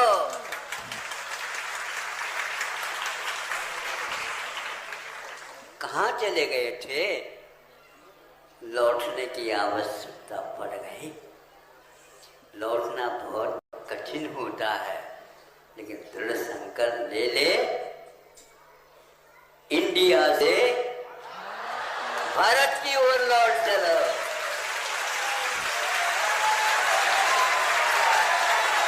वर्तमान के वर्धमान, अहिंसा के अवतार, जैनाचार्य 108 श्री विद्यासागर जी महाराज का कल्याणकारी आशीर्वाद, जिसकी छांव में भारत की प्राचीन हस्तशिल्प कलाओं और हथकरघा उद्योग के माध्यम से हजारों लोगों को मिल रहा है स्वस्थ और सुखी जीवन। जो हर एक व्यक्ति के लिए जीवन जीना है, उसकी कुछ साधन है, तो ये दो मुख्य हैं, आहार पानी और वस्त्र आभूषण।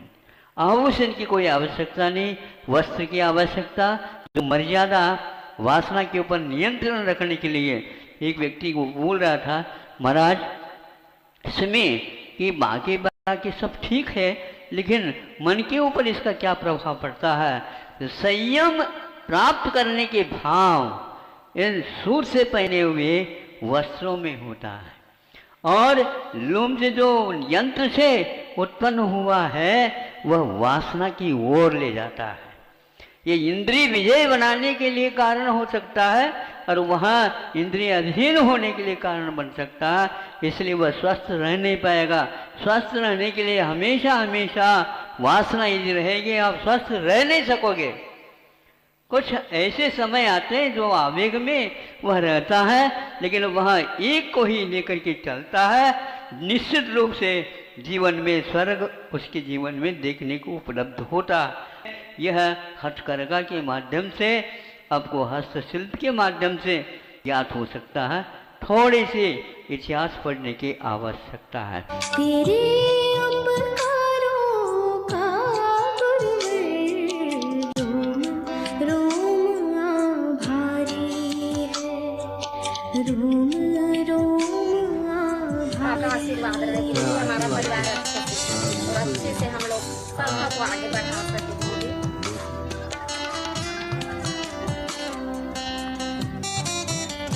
हथकरघा की महिलाएं रास्ते में दर्शन कर बहुत दुखी था। हम बहुत अच्छी लगती है सर, पैसा की भी कमी नहीं है। मेरे माता पिता नहीं है, मैं अपनी नानी के यहाँ पे रहती हूँ। मेरे हाथ देखकर मुझे लगता था मेरा कोई हाथ भी मेरे सहारा के नहीं है, लेकिन चरखा आ गया, मेरा ये सहारा बन गया।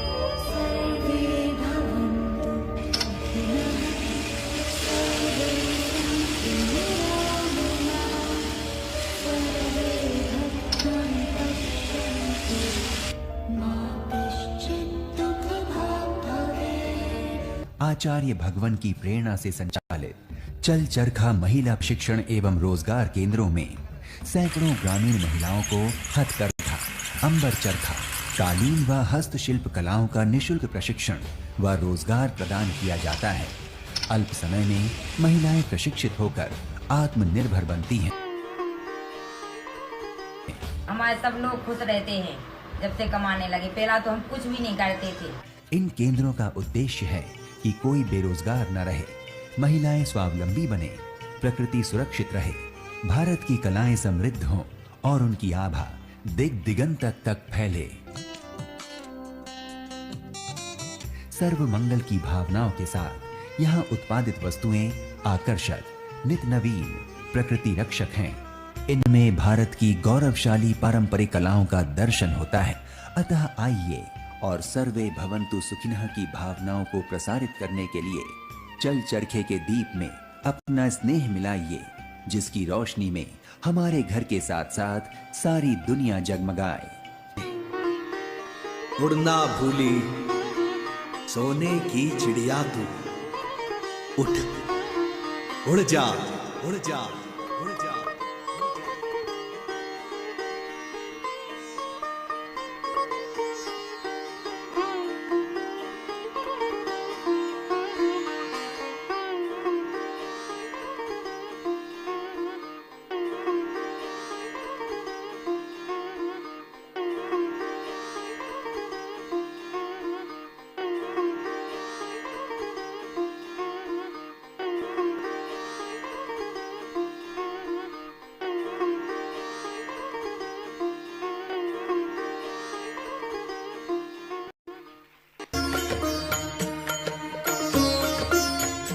आचार्य भगवान के चरणों को अपने हृदय में स्थापित करते हुए हम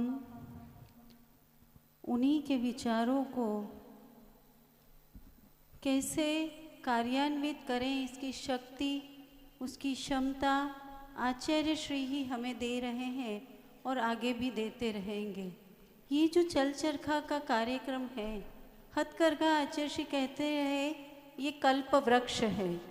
सचमुच में ये विचार जितना सूक्ष्म सूक्ष्म है, संत और आचार्य श्री के जो भी विचार या जो भाव रहे, उसको जितना जितना सोचो और जितना जितना उस पर कार्य करो, ऐसा लगता है उसमें और क्षमताएं हैं, उसमें फैलने के लिए और संभावनाएं हैं।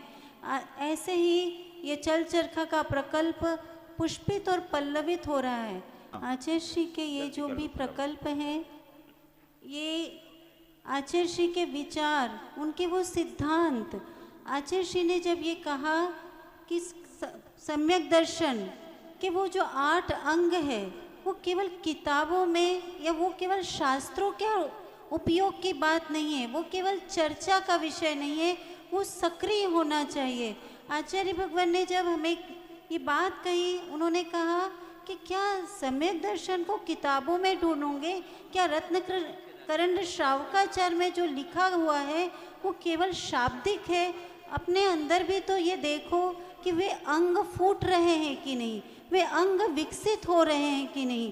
तो आचार्य श्री ने हमें अनायास ही जब ये आज्ञा दी कि जाओ गाँव में जाकर के देखो, तो हमें लगा कि हम करेंगे क्या आचार्य श्री, वहाँ जाएंगे तो हम क्या करेंगे। तो आचार्य श्री ने तब हथकरघा का प्रशिक्षण हमें प्राप्त नहीं था, हम भी अपनी शिक्षा को पूर्ण करके आए थे। तो आचार्य श्री ने कहा ऐसा करो, उनके बीच जाकर के देखो और उनके दुख को सुनो, जिससे उन्हें ये लगे कि उनका दुख सुनने वाला भी कोई था। वास्तविकता तो यही थी कि आचार्य श्री ही उनके दुख सुनने वाले थे, वो तो केवल एक माध्यम बना रहे थे। कि हम वहाँ पहुँचे, जिससे आचार्य श्री के बीच का और उनका रिश्ता बन जाए। और वो रिश्ता सचमुच आज अटूट है। कहाँ तिहाड़ की जेल में वे महिलाएं, जो दक्षिण अफ्रीका, युगांडा की वे महिलाएं, जब हमारा ड्राइवर वहाँ पर अपना हथकरघा केंद्र का सामान लेकर के गया, तो वो सामान जब वहाँ रखने के लिए गया और वो महिलाओं के बीच में, जैसा कि अभी प्रस्तुति में कहा गया कि जेल में जाना सरल नहीं है, वहाँ आने जाने की बहुत कठोर प्रक्रियाएं होती है, सील लगाई जाती है और साथ में कांस्टेबल साथ में पूरे समय रहता है। और वहाँ तो ये जो दक्षिण अफ्रीका की महिलाएं तिहाड़ जेल में जब उसके सामने गई, वापस आकर के उस व्यक्ति को बुखार आ गया और उसे जब ये पता चला कि ये दीदियाँ वहाँ जाकर के काम करने वाली है, तो वो दूसरी बार सामान रखने जाने के लिए भी तैयार नहीं हुआ। उन महिलाओं के बीच में प्रतिभा मंडल की इन बहनों को आचार्य भगवान ने आशीर्वाद दिया कि वे जाकर के आज भी सुबह 9 बजे वे वहाँ पहुँचती है और शाम को 5 बजे दिल्ली में 2 या 3 बहनें अकेले रहकर मात्र अपने कर्म निर्जरा और धर्म ध्यान का साधन बना करके उन महिलाओं के जीवन परिवर्तन का भाव कर रही है। और वे महिलाएं ये भाव आचरित लगातार कर रही है कि अब हमारे पाप को धोने वाला कोई आ गया है। देखिए, अर्थोपार्जन का साधन बनाना अलग बात है, लेकिन अपने प्रायश्चित और पश्चाताप का भाव करके अनेक जन्मों के कर्म को दूर करने की भूमिका बना करके उनके अंदर सम्यक दर्शन के भाव वहाँ पर वे जागृत हो रहे हैं और हम साक्षात उनके जीवन का परिवर्तन देख रहे हैं। और ऋणानुबंध की अब बात देखिए, कहाँ मध्य प्रदेश और यहाँ से 1200 किलोमीटर दूर हमीरपुर हिमाचल प्रदेश में 2 या 3 बहनें वहाँ रहकर हथकरघा केंद्र का संचालन कर रही। इतने बड़े समूह आज 300 बहनों के बीच से निकल करके मात्र आचार्य श्री की आज्ञा, और यही धर्म ध्यान का साधन है और उनकी आज्ञा का पालन करने का सौभाग्य प्रतिभा मंडल को मिल गया। इस भाव से वे बहनें वहाँ रहकर ये समूह अलग अलग जगह जा कर के और कार्य कर रहा है। और वे महिलाएं भी जब यहाँ आई और उनकी अश्रुधारा जब फूटी आचार्य श्री के दर्शन करे, और आज भी वे वहाँ से यहाँ आने के लिए दर्शन के लिए लालायित है। कारोपानी की महिलाएं, अभी 2 दिन पहले हम गए तो कहने लगी हमें भी जाना है, हमें लेकर चलो, हमें डोंगरगढ़ जाना है, हमें समाधि स्थली जाना है।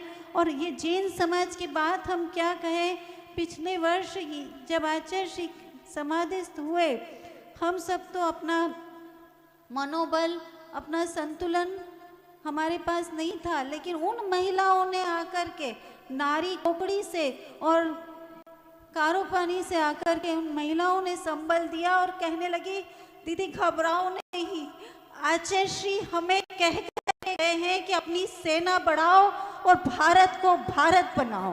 तो ये कार्य सिर्फ हमारा नहीं है, हमें तो आचार्य श्री बहुत साक्षात मिले हैं, लेकिन इनको कुछ क्षणों के लिए मिले और इन्होंने अपने सच्चे गुरु का दर्शन वहाँ कर लिया और उनकी आज्ञा का पालन वे कर रहे हैं। इसलिए ये समाज, ये मंडल या हम कुछ लोग सिर्फ एक माध्यम है, कार्य तो वही है, वहीं से कर रहे हैं, आगे भी करते रहेंगे और ये भारत पुनः प्रतिभारत बनेगा। और आचार्य श्री ने जो सर्वे भवन्तु सुखिनः की भावनाएं की है, वो भावनाएं पूर्ण होगी। मैं वहीं नारी कोकड़ी से आचार्य भगवान ने जिन्हें संस्कारित अपनी दृष्टि से किया, अपने भावों से किया, मैं नारी कोकड़ी से उनको बुलाना चाहूँगी। आचार्य भगवान कहते थे उन्हें वो बड़ी है, वो सबको संभालती है, वो केवल हम आप ही नहीं देखते थे, वो उनमें भी उतनी ही क्षमताओं को पहचान करके और उन्हें कार्य सौंपा करते थे। तो मैं वहाँ से नारी कोकड़ी से आई हुई सावित्री भाभी को यहाँ बुलाना चाहूँगी कि वे आए और अपने केंद्र की ओर से आचार्य श्री के चरणों में नमोस्तु अर्पित कर अपने भाव सबके साथ साझा करें। उसके साथ यहीं डोंगरगढ़ से भी प्रतिनिधित्व के रूप में वर्षा बहन और साक्षी बहन को भी मैं साथ में आमंत्रित कर रही हूँ, वे भी आए और अपने विचार साझा करें। और इसके साथ जैसा अभी दीदी बता रही थी कि प्रतिभा स्थली में पाठ्यक्रम के रूप में हथकरघा और हस्तशिल्प की शिक्षा ये छात्राएं ले रही हैं, उनका प्रतिनिधित्व करने के लिए अभी अभी कक्षा 12वीं से जो छात्रा उत्तीर्ण हुई, बहुत अच्छे नंबर लेकर के जो छात्रा उत्तीर्ण हुई, उसे भी मैं यहाँ बुलाना चाहूँगी कि वह भी अपने विचार आप हम सबके साथ साझा करें और हम सब आचार्य श्री का यह जो सपना है भारत को पुनः प्रतिभारत करने का, उसे हम सब मिलकर के साकार। बोलिए परम ओम नमः सिद्धेभ्यः। महाराज जी अहिंसा परमो धर्म की गुरुवर आचार्य श्री विद्यासागर जी महाराज की, आचार्य प्रवर समय सागर जी महाराज की,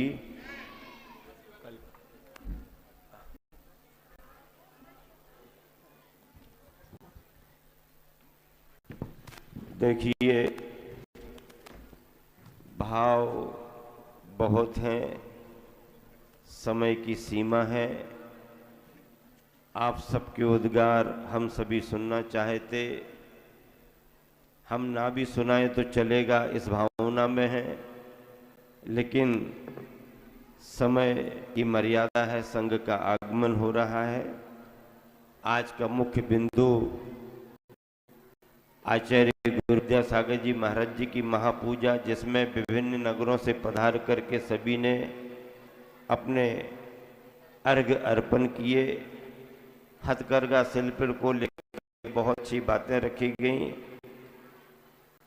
ताना मन का बाना और गुरुवर की आज्ञा की कील अगर लग जाए तो जीवन का ताना बाना अपना सुंदर बस के रूप में बन जाता है। चल हथकरघा, पूर्णायु, ये सारे प्रकल्प, शांति दुग्ध योजना और दयोदय महासंघ के सारे पदाधिकारी ट्रस्टीगण, यहाँ पर प्रतिभा स्थली की बहनें विभिन्न प्रदेशों में बहुत कठिनाइयों में रह करके भी गुरु आज्ञा में श्रम करने वाली बहनें, उन सभी के लिए बहुत बहुत आशीर्वाद है। बहन रेखा ने अपनी बहन नीलम के साथ जो भी भावनाएं प्रकट की हैं, वो एक बहुत बड़े समर्पण की कहानी है।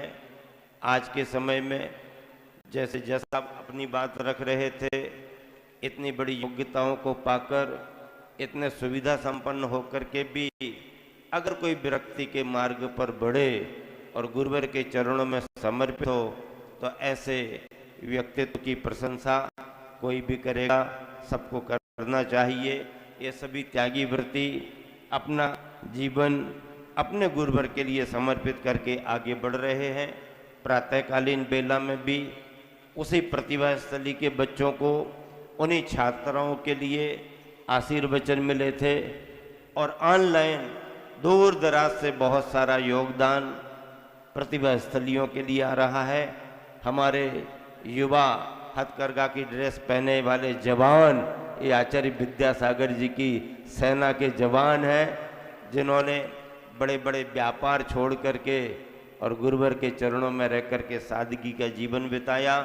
कबीर के चरखे को दुनिया ने देखा, चलते चरखे को दुनिया ने देखा, लेकिन कबीर के चरखे से भी ज़्यादा और गांधी के चरखे से भी ज़्यादा चमक अगर किसी में आई है तो बिना कपड़े वाले गांधी के द्वारा जो चमक आई है, आज का पूरा केंद्रीय नेतृत्व, प्रादेशिक सरकारें उस महत्व को समझ रही हैं। कबीर के समय की परिस्थितियां अलग थीं, उनके चरखे ने अलग ताना बाना रखा। गांधी के समय के परिस्थितियां अलग थी, उनके चरखे ने अलग ताना बाना दिया। और आचार्य विद्यासागर के युग की अलग आवश्यकताएं थीं, जिसमें आचार्य विद्यासागर के विचारों ने जो ताना बाना दिया है, जैन समाज ही नहीं, आज जैनेतर समाज और संपूर्ण राष्ट्र के वो हमारे गुरु हैं। हम ऐसे गुरुवर के प्रति सारा संघ समर्पित है और जब कभी भी कोई भी प्रकल्प की बात आएगी तो ये पूरी समाज प्राणपण से उस प्रकल्प को आगे बढ़ाने के लिए तैयार है। यहाँ पर बहुत दिनों से बहुत सारे श्रेष्ठी बंधु लाभ ले रहे हैं। आज भाई सुधीर जी गागी जी परिवार दिल्ली से बहुत बड़े समर्पित गुरुवर के लिए हैं, वो यहाँ पर आकर के अपना अर्घ अर्पित कर रहे हैं। शेष विशेष वार्ता आगे होगी, समय को देख करके मैं समझता हूँ इतना ही पर्याप्त है, और जो प्राप्त है वही पर्याप्त है, और जो पर्याप्त है वही हमारे लिए आनंद का कारण है। महावीर भगवान की